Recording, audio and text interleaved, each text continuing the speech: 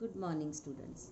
टोपी शुक्ला संचयन से ये पाठ का अभी अगला पेज 49 हमें देखना है कि किस प्रकार से टोपी ठाकुर हरनाम सिंह के घर आता है और वो देखता है कि उनके जो बेटे हैं तीनों खेल रहे हैं और खेलते खेलते देखो क्या होता है।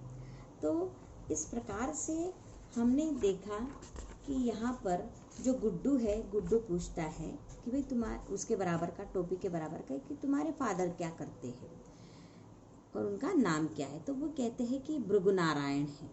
तो बोले बिल्लू ने अंपायर को आवाज दी, ये भृगुनारायण कौन है? Any of our chaprasis. अभी भृगुनारायण नाम सुनकर उसे ऐसा लगा कि क्योंकि उसके पिताजी का नाम हरनाम सिंह ठाकुर था तो उसे ऐसा लगा कि भाई भृगुनारायण क्या होगा, एक हाथ चपरासी का नाम होगा।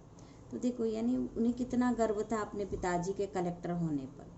तो देखो वो क्या कहते हैं कि नहीं साहब, अंपायर ने कहा शहर के मशहूर डॉक्टर है। देखो माली ने क्या कहा कि नहीं वो कोई चपरासी नहीं बल्कि शहर के मशहूर डॉक्टर है वो। You mean doctor? डब्बू ने सवाल किया। फिर डब्बू ने पूछा ये डॉक्टर का बच्चा है ये? Yes sir. हेड माली को इतनी अंग्रेजी आ गई थी, यानी वो बच्चे अंग्रेजी बोलते थे, पिताजी अंग्रेजी बोलते थे। तो ये जो चपरासी है और माली, उनको भी थोड़ी थोड़ी अंग्रेजी आने लगी थी। But it looks so clumsy, Billu बोला। और फिर इस प्रकार से बिल्लू ने कहा कि उसे गवार शब्द कहा तो उसे बड़ा गलत सा लगा टोपी को। फिर टोपी अकड़ गया। तो टोपी को अकड़ आ गई कि मुझे ये तो कुछ भी बक रहा है, मैं इसके साथ अच्छी बात कर रहा हूँ। तनी जबनिया संभाल के बोलो, एक लपड़ में नाचे लगियो। टोपी बोला देख तेरी जबान संभाल के बात कर, एक लपड़ मारूंगा ना तो बोले तू नाचने लगेगा। बोले ओहो यू। बिल्लू ने हाथ चला दिया और फिर बिल्लू की जान पे आई। फिर उसने ओह तू मुझे मारेगा, और उसने फटाक से टोपी को मारा तो टोपी नीचे लुढ़क गया, नीचे गिर गया। फिर वो गालियाँ बकता हुआ उठा। अभी टोपी वहाँ का रहने वाला था और उसकी भाषा बिल्कुल गाउदी थी, तो ऐसा लगता था कि भाई ये अनपढ़ है। और फिर वो गालियाँ भी बकने लगा। परंतु हेड माली बीच में आ गया। हेड माली को मालूम था टोपी बहुत अच्छा बच्चा है और डब्बू ने अपने अल्सेशियन को शुष्कार दिया। और इस प्रकार से फिर माली उसे बचा नहीं सका और डब्बू ने क्या किया, उसका जो कुत्ता है अल्सेशियन डॉग, अल्सेशियन यानी कुत्ते की एक जमाती होती है, तो उसे बुलाया और उसके पीछे लगवा दिया। शुष्कार ने यानी उसके पीछे लगवा दिया, टोपी के पीछे। और फिर उसने उसे काट दिया। फिर पेट में 7 सुइयां भूकी तो टोपी के होश ठिकाने आई और फिर उसने कलेक्टर साहब के बंगले का रुख नहीं किया। और इस प्रकार से उसे पेट में 7 सुई लेने के लिए उसे बहुत तकलीफ हुई, है ना। तो फिर उसने कसम खाई कि आगे से मैं इस बंगले में कभी नहीं जाऊंगा। परंतु प्रश्न यह खड़ा हो गया कि फिर आखिर वह करे क्या, क्योंकि उसका दोस्त, प्यारा दोस्त इरफान निकल चुका था, उसका मन नहीं, दिल नहीं लग रहा था, वो बिल्कुल अकेला हो चुका था। उसे कुछ समझ में नहीं आ रहा था कि अभी मैं क्या करूं, क्योंकि यहाँ के जो बच्चे हैं कलेक्टर के, वो तो मुझसे दोस्ती नहीं करना चाहते। घर में ले देकर बूढ़ी नौकरानी सीता थी जो उसका दुख दर्द समझती थी, क्योंकि उसे उसकी दादी भी अच्छी नहीं लगती थी। उसकी माताजी उसे मारती थी क्योंकि वो दादी और उसके जो भाई है उसे चुगलियाँ लगाते थे। तो वो बहुत परेशान हो गया था। सिर्फ उसे उसके घर की जो नौकरानी है, नौकरानी सीता देवी, वो बहुत अच्छी लगती थी क्योंकि वही उसका दुख दर्द समझती थी। और दोनों का एक ही हाल बना के रखा था, यानी टोपी का हाल बिल्कुल नौकर जैसा बना के रखा था उसके घर में। और यहाँ कलेक्टर के बच्चों ने भी साथ नहीं दिया, तो वह उसी के पल्लू में चला गया। और सीता की छाया में जाने के बाद उसकी आत्मा भी छोटी हो गई। और इस प्रकार से अगर वो नौकरानी से दोस्ती कर रहा है तो सचमुच वो भी क्या हो गया, अभी नौकरानी के स्थान पर यानी दर्जे पर आ गया, यानी उसकी भी आत्मा क्या हो गई, छोटी हो गई, यानी वो भी बिल्कुल नीच दर्जे में आ गया। सीता को घर के सभी छोटे बड़े डांट लिया करते थे और वैसे टोपी को भी डांट लिया करते थे। इसलिए दोनों एक दूसरे से प्यार करने लगे। यहाँ पर प्यार यानी कोई लव या अफेक्शन नहीं, तो ये क्या होता है, लगाव, जिसे हम कहते हैं कि दोनों को एक दूसरे से लगाव हो गया क्योंकि दोनों की एक जैसी स्थिति घर में बना के रखी थी। टेक मत किया करो बाबू, एक रात जब मुन्नी बाबू और भैरव का दाज करने पर वह बहुत दाज यानी बराबरी करना, कंपेयर करने पर वो बहुत पीटा तो सीता ने उसे अपनी कोठरी में ले जाकर समझाना शुरू किया। एक बार कुछ बात ऐसी हुई, वो बात अभी हमें नीचे पढ़नी है, कि वो भैरव और मुन्नी बाबू की बराबरी करने लगा था।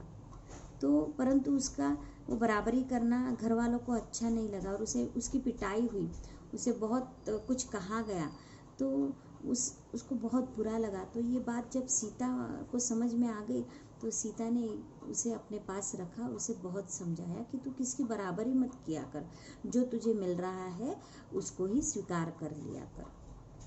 तो बात क्या हुई थी, देखो आगे की बात यह हुई कि जाड़े के दिन थे, मुन्नी बाबू के लिए कोट का नया कपड़ा आया। जाड़े के दिन यानी ठंड के दिन थे, है ना, और ठंड के दिन में हम गर्म कपड़े पहनते हैं कि नहीं, तो उसी प्रकार से मुन्नी बाबू और उसमें कितने एक दिन का अंतर था। मुन्नी बाबू केवल एक दिन से उससे बड़ा था, यानी दोनों की साइज एक ही, कपड़ों की साइज एक ही होगी। मुन्नी बाबू के लिए कोट का नया कपड़ा लाया, भैरव के लिए भी नया कोट बना। भैरव यानी टोपी का छोटा भाई। टोपी को मुन्नी बाबू का कोट मिला, कोट बिल्कुल नया था, मुन्नी बाबू को पसंद नहीं आया था, फिर भी बना तो था उन्हीं के लिए, था तो उतरन यानी झूठा। टोपी ने वह कोट उसी वक्त दूसरी नौकरानी केतकी के बेटे को दे दिया। वह खुश हो गया।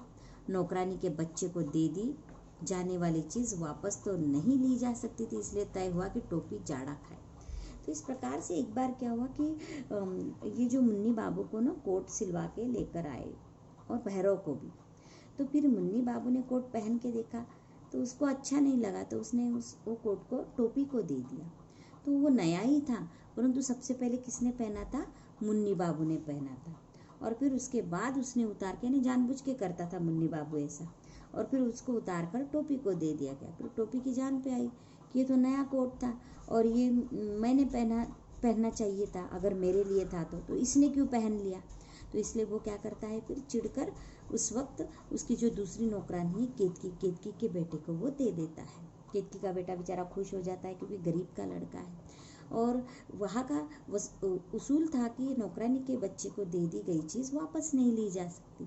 और फिर इसलिए घर में तय किया कि अभी टोपी को दूसरा कोट नहीं मिलेगा, अभी टोपी इस साल ठंड खाएगा, यानी ठंडी में ऐसे ही सिकुड़ता रहेगा। तो फिर टोपी की जान पर आई कि मैं क्यों ठंड खाऊं, मेरे लिए दूसरा लाओ। फिर वो कहता है जान पर आने, हम जाड़ा ओड़ा ना खाएंगे, भात खाएंगे, टोपी ने कहा।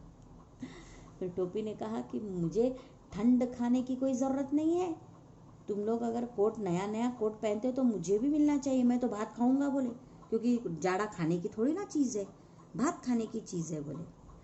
तो फिर तुम जूते खाओगे, सुभद्रा देवी बोली। और फिर दादी बोली तू तो जूता ही खाएगा बोले, अभी ज़्यादा अकड़ की तूने तो फिर वो दादी को जवाब देता है कि आपको यूँ ना मालूम कि जूता खाया ना जाता है पहना जाता है, देखो कितना एरोगेंट होता जा रहा है। तो बोले दादी आपको मालूम नहीं क्या कि जूता खाया नहीं जाता, वो तो पैर में पहना जाता है। दादी और चिढ़ रही थी, दादी से बदतमीजी करते हो मुन्नी बाबू ने बिगड़ कर कहा। देखो मुन्नी बाबू कितना टुकड़ा लगाने की कोशिश करता है, नहीं चुगलियाँ लगाता था, यानी उसने दादी को चुगली लगा दी जानबूझकर कि ऐसे बताना चाहा कि मैं टोपी को समझा रहा हूँ। और कहा कि बोले दादी से तू बदतमीजी करता है, तो कहा हम इनकी पूजा करें। और फिर टोपी तो और चिढ़ गया था, तो बोले कि दादी बड़ी है तो क्या मैं क्या पूजा करूँ क्या, वो कहेगी वैसा मैं कर लूँगा क्या। फिर क्या था, दादी ने आसमान सिर पर उठा लिया। देखो अभी दादी भी कैसी थी, यानी दादी इतनी समझदार नहीं थी, यहाँ पर ऐसा टोपी ने दर्शाया है।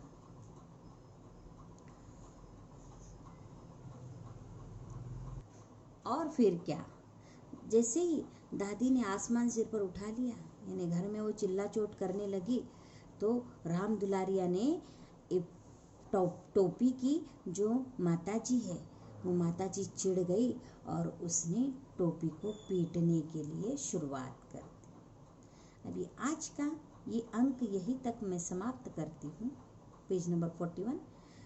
आगे हम पढ़ेंगे अगला पेज।